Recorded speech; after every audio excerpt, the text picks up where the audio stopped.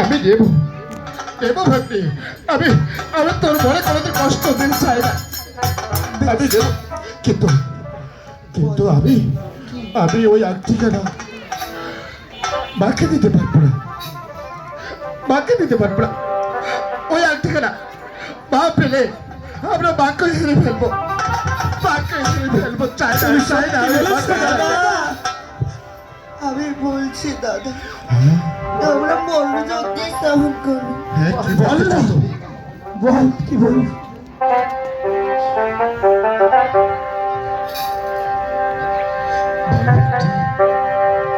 রাধা যখন